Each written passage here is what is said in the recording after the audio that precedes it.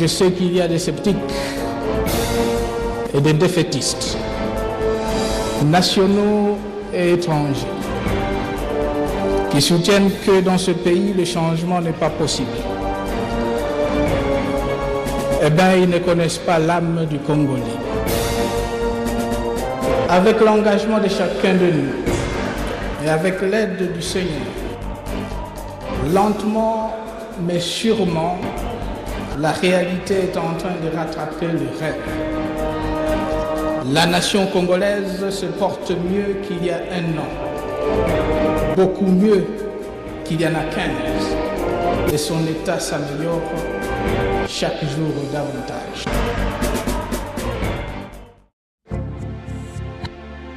Tout est parti du discours à la nation de son Excellence le chef de l'État Joseph Kabila Kabange,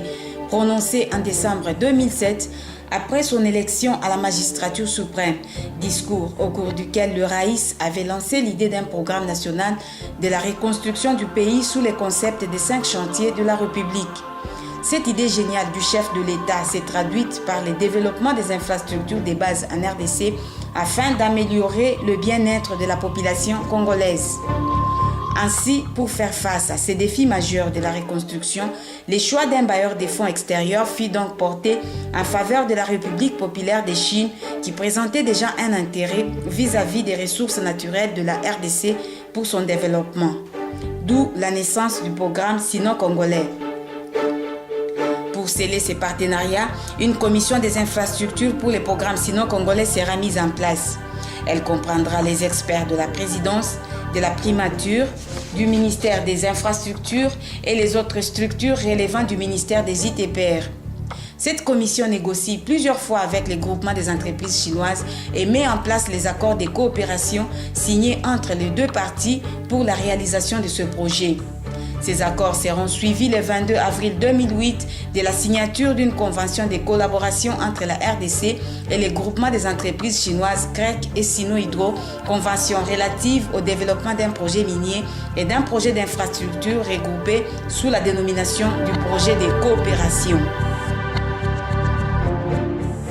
Au départ, le programme Sino-Congolais avait la prétention de mobiliser 9 milliards de dollars américains, dont 6 milliards de dollars américains dans les infrastructures de base et 3 milliards dans les infrastructures minières. Ces montants avaient été réduits à 6 milliards après plusieurs discussions, dont 3 milliards pour le projet d'infrastructure qui a concerné les secteurs des routes, voiries, chemins de fer, bâtiments, énergie, ports et aéroports. Les modalités pratiques de cette coopération ont été rendues possibles par la création d'une jointe venture minière dénommée SICOMINE, du Bureau de coordination et de suivi du programme Sino-Congolais, ainsi que de l'Agence congolaise des grands travaux, ACGT en sigle. La CGT est un service public à caractère technique qui assure la gestion de l'exécution des projets définis dans la convention de collaboration en qualité de maître d'ouvrage délégué. Ce service jouit d'une autonomie administrative et financière et est placé sous l'autorité du ministère ayant les infrastructures dans ses attributions. Suivant les décrets portant création, organisation et fonctionnement de la CGT signé le 26 août 2008, les attributions de la CGT sont les suivantes. Constitution d'un fonds documentaire technique sur l'ensemble du projet,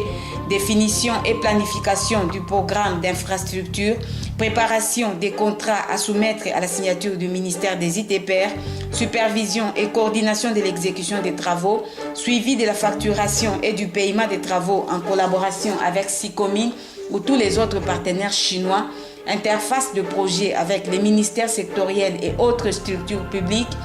maîtrise d'ouvrages délégués et coordination sectorielle de projets relevant du ministère des ITPR, facilitation pour toutes les questions en rapport avec les projets. Pour piloter cette nouvelle entreprise, le 17 novembre 2008, Son Excellence, Monsieur le chef de l'État, Joseph Kabila Kabange, nomme par ordonnance présidentielle Monsieur Roger Boussima Kata, la directeur général de l'Agence congolaise des grands travaux. Ce dernier est secondé par Cosma Chungu Chofu. Cette équipe sera remplacée le 21 janvier 2011, toujours par ordonnance présidentielle, par Charles Médard Ilunga Mwamba, assisté de M. Nico Nzaounzao. Depuis sa création jusqu'à ce jour, la CGT a déjà piloté 21 projets pour un coût global de plus ou moins 1 milliard de dollars américains dans les secteurs des routes, voiries et bâtiments. En ce qui concerne les secteurs de voirie réalisés dans le cadre du programme sino-congolais, on peut citer la modernisation de la route Lutendele de 3,27 km, de l'avenue Tourisme de 6,8 km,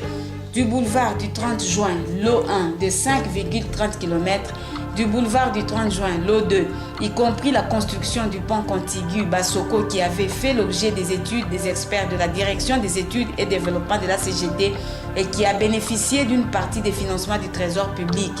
du boulevard Triomphal et Sendwe et du sauvegarde du site érosif de Kindele ainsi que de la réhabilitation de la route de Kimwenza. À tous ces projets, il faudra ajouter les travaux de modernisation du boulevard Lumumba, lot 2 et 3, de 14,3 km qui sont financés par les trésors publics et qui apportent plusieurs innovations, notamment dans la construction des 6 ponts et 3 dallos, de l'éclairage public solaire, de la signalisation lumineuse, des passerelles, ainsi que de l'aménagement de la place Banounou dont les études vont bon train. Dans les secteurs des routes, nous avons les bitimages de la RN4 Beni-Luna de 60 km, de la modernisation de la traversée de Butembo de 15 km, du terrassement et du bitimage de la RN5 Lubumbashi-Kasomenu avec la construction de 11 ponts,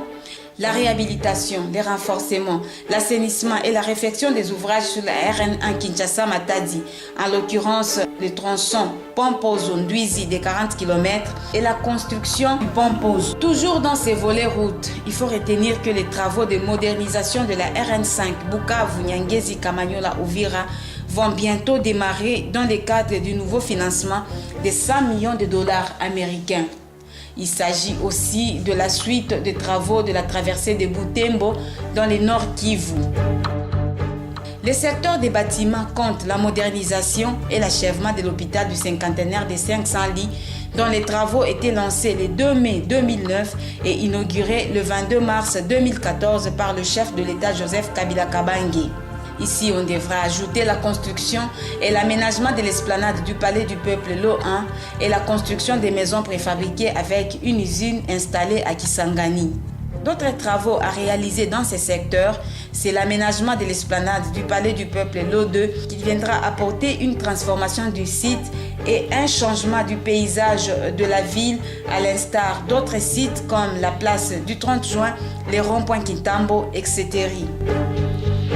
Malgré les difficultés enregistrées dans le décaissement des fonds dans le cadre du programme sino-congolais, la CGT continue à exécuter certains travaux dans le cadre du partenariat public-privé, comme c'est le cas de la reconstruction de la RN1 Kinshasa-Matadi, du projet de modernisation de l'entrée ouest Kinshasa, tronçon Upen-Mitendi. Ce qui fait encore la force de cette entreprise, c'est son engagement dans l'acquisition de plusieurs équipements de dernière génération qui lui permettent de réaliser les études des différents projets en un temps record. À titre illustratif, la CGT compte dans sa gibecière 2 drones avions IBI et un drone hélicoptère à lidar. Les drones IBI acquis en 2013 a permis à la CGT de réaliser les études de projets de centrales hydroélectriques de Talia, Loul et Ivuga effectuées à Butembo et à Beni en janvier 2014 dans le cadre du partenariat ACGT et Stareg.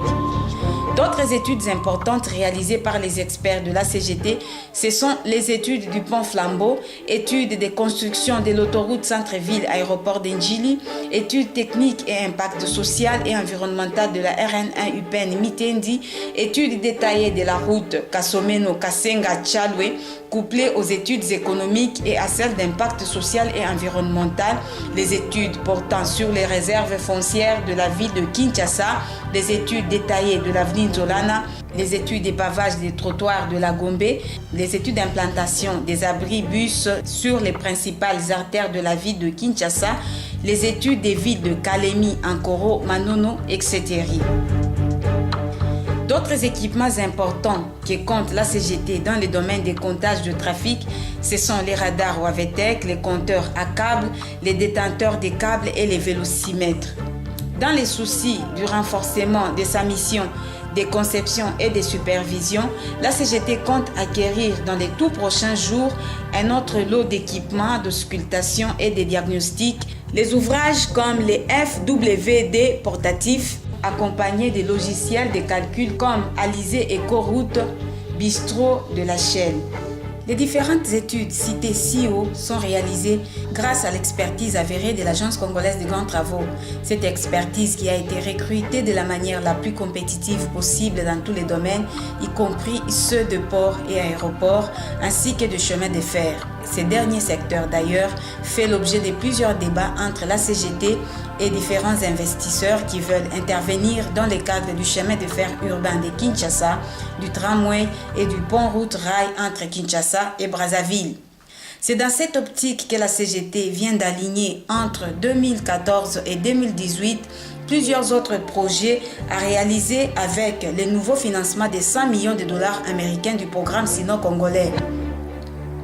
Il s'agit des travaux de construction et de modernisation de l'avenue Nzolana de 6 km, de la modernisation de 3 km de voirie de Kolwezi, de la construction de l'université de Kamina, de la construction de la route nationale Luambo-Mitwa-Bakalemi de 270 km, ainsi que de la traversée de Butembo et de la route Bukavu-Nyangezi-Kamanyola,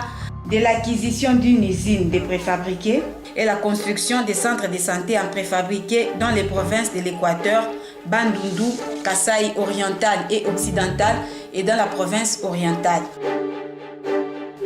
Il est aussi prévu dans ces financements les études de l'aménagement de centrales hydroélectriques et des places urbaines dans toutes les provinces. La réalisation de tous ces projets s'accompagne toujours des actions d'impact social et environnemental, comme c'est le cas des 5 maisons construites en matériaux durables pour les clans Sao en territoire de Kasangulu dans la province du Bas-Congo. Dans le cadre des engagements pris pour l'exploitation des carrières de Mingadi 2 par l'entreprise SZTE qui est partenaire à l'Agence congolaise des grands travaux. Pour être compétitive et performante de la manière à maîtriser ces 3 missions, dont la conception, la supervision et les conseils, la CGT a organisé plusieurs missions et formations de ses agents au pays comme à l'étranger. C'est le cas de la formation au logiciel Gretec pour la modélisation en 3D et le calcul des structures aussi bien pour la méthode traditionnelle que la méthode des éléments finis. Dans ces lots, citons la formation des ingénieurs sur les équipements géotechniques modernes par la société suisse Géosciences, la formation sur l'utilisation du drone dispensée en Suisse, la formation sur les notions de généralité sur la passation des marchés publics qui a permis d'asseoir la cellule de gestion et des passations des marchés publics à l'Agence congolaise des grands travaux, la participation et l'intervention des ingénieurs ACGT aux grands débats et conférences internationales comme Totali Concrète, Corridor Nord, etc. Ce renforcement de capacités a comme conséquence les innovations constatées dans les différents domaines, à savoir la création des logiciels de gestion des ressources humaines et de gestion des importations par les informaticiens maison dans le but d'informatiser la gestion à la CGT. La mise en œuvre de notre logiciel pour la formulation des enrobés bitumineux par les ingénieurs de la direction des études et développement de l'Agence congolaise des grands travaux, la création de la cellule de gestion des projets et des passations des marchés publics pour asseoir la transparence et une meilleure gouvernance par le respect des procédures légales et des passations des marchés publics établis en RDC, l'implantation des antennes en province pour mieux asseoir sa cartographie des projets structurants. Toutes ces activités sont rendues visibles grâce à certaines stratégies de communication mises en place, en l'occurrence l'élaboration et la diffusion des rapports annuels, du magazine trimestriel RDC Infrastructure, des mensuels Actu ACGT écrits et vidéo. À l'étape actuelle, l'Agence congolaise des grands travaux compte 136 agents répartis dans cette direction. Ces agents sont représentés par une délégation syndicale composée du syndicat des agents de la CGT et du syndicat des travailleurs et des paysans STP en sigle. Délégation qui a vu le jour à l'issue des élections syndicales de mai 2014. Ceci étant, il y a lieu d'affirmer que le bilan de l'Agence congolaise des grands travaux est positif. L'entreprise se remet en confiance davantage et suscite beaucoup d'espoir pour demain. La CGT a pour ambition de devenir un grand bureau d'ingénierie à l'instar de Bennett en Côte d'Ivoire. La maîtrise des coûts des projets partant des études fiables, les suivis et les contrôles rigoureux des travaux, l'acquisition des équipements des dernières générations dont elle s'enrichit au quotidien, l'expertise avérée de son personnel et la mise en place de la démarche qualité placent cette structure dans un contexte évident et inévitable de réussite. Voilà pourquoi elle exhorte continuellement ses agents à intérioriser les missions de la société, ses mythes fondateurs en bâtissant une véritable culture d'entreprise susceptible de les amener à contribuer au développement de la République démocratique du Congo.